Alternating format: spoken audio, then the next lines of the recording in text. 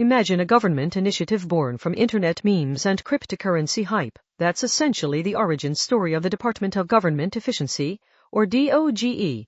In September of 2024, Donald Trump, echoing a suggestion from Elon Musk, declared he would create a Government Efficiency Commission. This wasn't just a policy proposal, it was branding from the outset. The acronym DOGE itself is a nod to the Doge meme and Dogecoin, a cryptocurrency Musk promotes. This unusual beginning immediately raised eyebrows. Was this a serious governmental effort, or a publicity stunt? Who exactly is running DOGE? Donald Trump has stated unequivocally, "I signed an order creating the Department of Government Efficiency and put a man named Elon Musk in charge." Yet, the White House contradicts this, asserting Musk is merely a senior advisor with no actual or formal authority to make government decisions. This discrepancy creates a fog of confusion. Is Musk truly in charge, wielding unchecked influence, or is his role simply advisory, as the administration claims when facing legal challenges? The legal status of DOGE itself remains unclear, adding another layer of uncertainty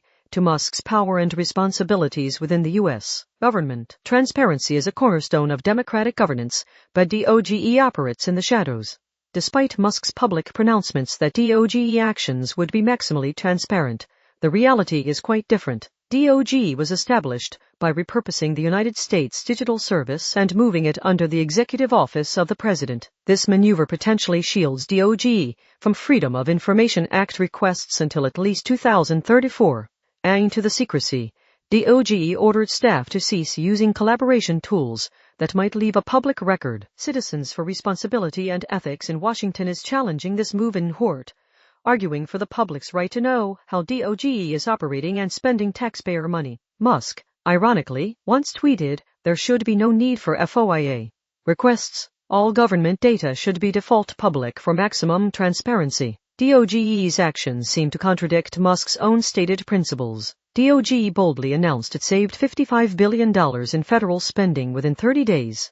However, independent analysis paints a less impressive picture. Reports indicate that tens of billions of these alleged savings are false or misrepresented. NPR analysis revealed that $46.5 billion of the claimed $55 billion in savings couldn't be linked to any specific items. In one egregious example, DOGE miscalculated an $8 million contract cancellation as $8 billion. Roughly one-third of canceled contracts did not yield any actual savings or were already obligated. Are these accounting errors simply incompetence, or is DOGE inflating numbers to justify its existence and actions? Musk's DOGE team includes a cohort of young engineers, some as young as 19, dubbed the DOGE Kids. These individuals, often with limited government experience, have been placed in positions of authority within federal agencies. Reports describe them as aggressively questioning federal employees, sometimes refusing to disclose their last names, and even turning off cameras during video calls. One 19-year-old hire was previously fired for leaking company secrets and ran a website linked to disturbing content. Another DOGE kid charged $1,000 per month to access an empty Substack page and amplified extremist viewpoints online. Are these inexperienced, and in some cases controversial, hires the right personnel to oversee government efficiency and potentially sensitive operations? Concerns are mounting about DOGE's access to secure federal computer systems and classified information. Reports indicate that aides to Elon Musk locked career civil servants out of computer systems at the Office of Personnel Management. The former acting secretary of the Treasury initially resisted granting DOGE access to a system handling $5.4 trillion in annual payments before being overruled. Even more alarming, DOGE personnel reportedly gained access to classified information at the U.S. Agency for International Development without proper security clearances,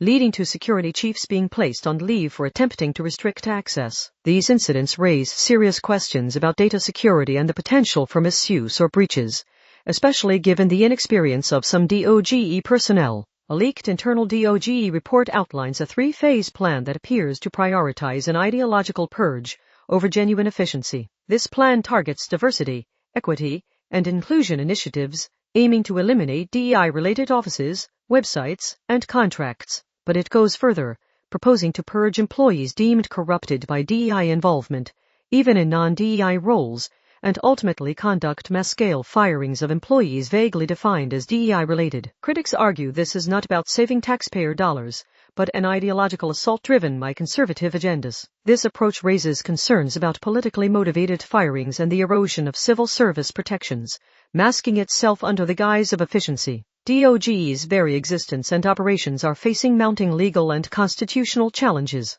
Multiple lawsuits question DOGE's authority to downsize agencies, access government systems, and operate with limited transparency. Legal experts warn about a potential constitutional crisis, particularly regarding DOGE's actions that seem to bypass congressional authority over spending and agency dissolution. Democrats have characterized DOGE's actions as a coup, challenging its legal basis and raising alarm bells about the overreach of executive power. Is DOGE operating within legal boundaries, or is it pushing the limits of executive authority, potentially undermining the separation of powers? Adding to the turmoil, 21 technologists resigned en masse from the United States Digital Service, now the United States DOGE Service, protesting DOGE's direction. In their resignation letter, they stated they will not use our skills as technologists to compromise core government systems, jeopardize Americans' sensitive data, or dismantle critical public services. These professionals, dedicated to public service, felt they could no longer uphold their oath under DOGE's leadership, citing the politicization of the department. This mass resignation signals deep internal dissent and ethical concerns within DOGE's own ranks. DOGE is scheduled to dissolve on July 4, 2026, the 250th anniversary of the United States. This self-termination date, touted as a feature, raises questions about the long-term impact of DOGE's actions.